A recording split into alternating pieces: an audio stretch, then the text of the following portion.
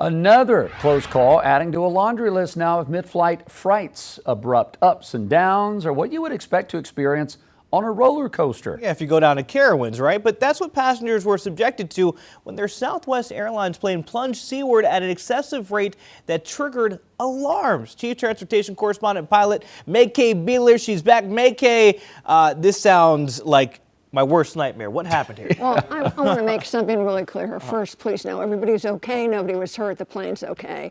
No damage to the aircraft, which returned safely to its departure point in Honolulu. So, folks, just frazzled nerves for the passengers and remedial training for the pilots. Okay, so what exactly happened here? Okay, so here we go. It was first reported by Bloomberg, citing a memo that Southwest Airlines distributed to its pilots. A Boeing 737 MAX 8 passenger plane plunged within 400 feet of the ocean off of Hawaii, before recovering, though, with a rapid climb up to a safe altitude. Now, that's according to a flight tracker data. Southwest Airlines Flight 2786 dropped from an altitude of 1,000 feet down to 400 feet above the ocean in seconds.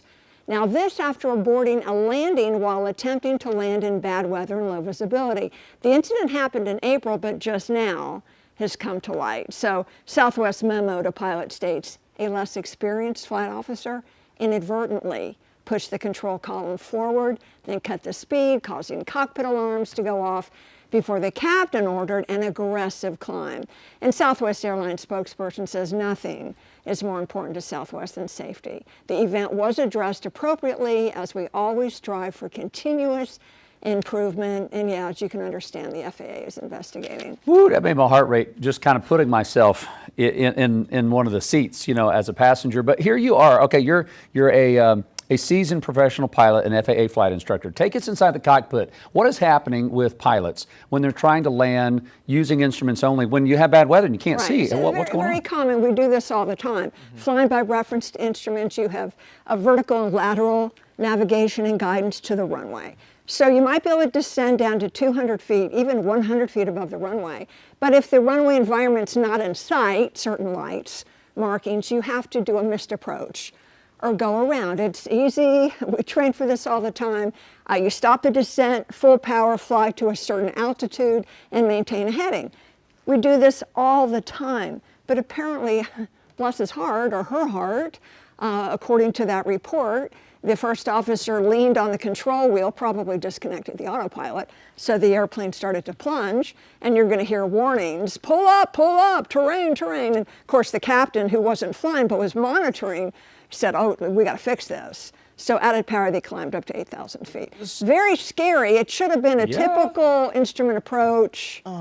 So the captain, obviously, there is a chain of command here. Yeah. Should the first officer, they've been flying in this bad weather? Well, we're trained to do that, but probably not. Probably the captain should have done the leg, but I'm not the captain. I wasn't in that situation. And again, it sounds like an accident that leaned over and probably disconnected. Is that easy to make? I haven't done it. That's what I was getting. Okay. Yeah. But anything can happen. Okay. We're human beings. We're human beings. Yeah. But yeah, the captain's in charge. Captain is pilot in command.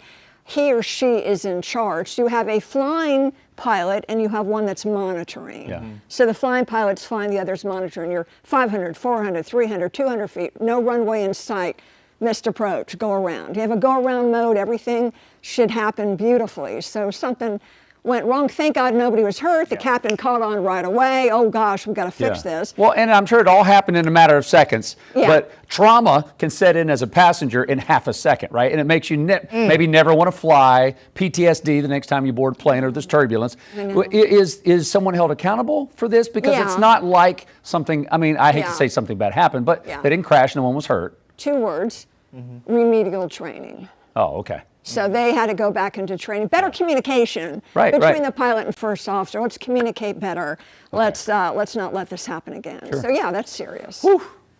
Yeah. Okay. All right. Well, there we go. All right. Thank you. You're welcome. I appreciate that. I mean, I can't wait to get on a plane the next time. You know what? I know we're out of time. I'm sorry, but I don't want to wrap up without saying we have these stories. They're still 1 in a million. They are. Jason, and thank flying you. is still safer than driving Safer, any yep. day. So That's none of true. this stuff is to scare you from not flying. I try to keep So, it in perspective. We shoot Thank incident you. approaches every day. There we Thank go. you, Good enough. Jason. Thank you, Make. Thank I you. appreciate it.